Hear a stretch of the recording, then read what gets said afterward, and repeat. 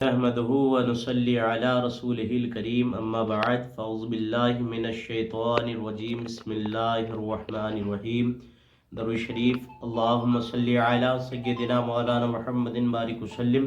صلاۃ و سلام علیک یا حبیبی یا رسول اللہ یا نبی اللہ صلی اللہ تعالی علیہ وسلم۔ حضرت ابو ہریرہ رضی اللہ تعالیٰ عنہ سے روایت ہے، رسول اللہ صلی اللہ تعالی علیہ وسلم نے ارشاد فرمایا، جہاد کرو مال غنیمت پاؤ گے، روزہ رکھو صحت مند ہو جاؤ گے، اور سفر کرو تو مالدار ہو جاؤ گے۔ پوپ ایلف گال کا تجربہ ہے، یہ ہالینڈ کا بڑا پادری گزرا ہے، اس نے روزے کے بارے میں اپنے تجربات بیان کی ہے۔ ملاحظہ ہو، میں اپنے روحانی پیروکار کو ہر ماہ 3 روزے رکھنے کی تلقین کرتا ہوں۔ میں نے اس طریقہ کار کے ذریعے جسمانی اور وزنی ہم آہنگی محسوس کی ہے۔ میرے مریض مجھ پر مسلسل روزے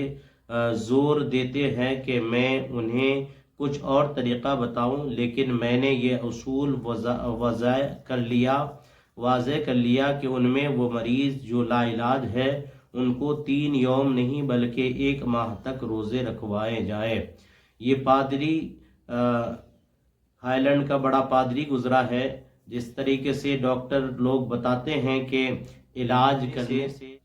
اللہ کے رسول صلی اللہ علیہ وسلم کے فرمان کے مطابق صحت یابی ملتی ہے، یعنی شفائے کاملہ عاجلہ ملا کرتی ہے، تو ہالینڈ کے وہ پادری نے اپنے تجربے کار میں مریض جو بھی ان کے پاس آتے ان مریضوں کو وہ بتاتے تھے کہ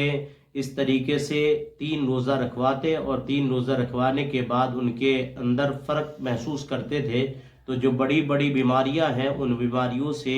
3 روزہ رکھنے کے بعد ان کو تخفیف یعنی کمی ملا کرتی تھے۔ اور اس کے بعد اس نے ان کے پاس جو مریض آیا کرتے تھے ان تمام مریضوں کو وہ پورے مہینے کے روزہ رکھوانے کی کوشش کرتے تھے، یعنی 1 روزہ 2 روزہ 3 روزہ رکھنے کے بعد کچھ کمی ہوتی تھی بیماری میں، اور جو بڑی بیماریاں لے کر ان کے پاس علاج کے لیے آتے تو ان کو پورے مہینے کے روزہ رکھوا کر ان کے علاج کرواتے تھے، اور پھر ان سے جو مریض ہوا کرتے تھے ان سے پوچھا کرتے تھے کہ اور کوئی بہتر طریقہ بتائیے، تو وہ 3 روزہ کے علاوہ 1 ماہ کے روزہ رکھنے کا صلاح دیا کرتے تھے۔ میرے پیارے آقا علیہ الصلوۃ والسلام کے پیارے دیوانوں، عیسائی لوگ روزے کے طبی فائدے کے طرف متوجہ ہوئے، اور جب اس کے تہ تک پہنچے تو حکمت اسلام کے جلوے ان کو نظر آنے لگے، اور انہوں نے اس پر عمل کر کے فائدہ حاصل کیا۔ معلوم ہوا کہ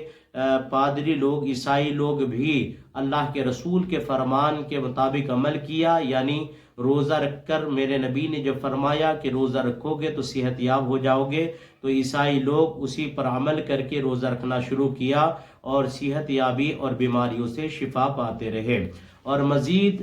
فائدہ حاصل کر رہے ہیں۔ اللہ عزوجل کا کتنا بڑا کرم ہے کہ اس نے ہم سب کو روزے کی توفیق عطا فرمائی، اور ہم کو روزے کے ذریعے جسمانی، روحانی اور اخروی فائدے سے بھی مالا مال فرمایا۔ حضرت عبداللہ بن عباس رضی اللہ تعالیٰ عنہما سے روایت ہے، حضور شافعی یوم النشور صلی اللہ علیہ وسلم نے ارشاد فرمایا، جس نے مکہ میں رمضان پایا اور روزے رکھا، وہ رات میں جتنا ہو سکا قیام کیا، نوافل پڑھا، نفل نماز پڑھے، تو اللہ تبارک و تعالیٰ اس کے لیے دوسری جگہ کے بنسبت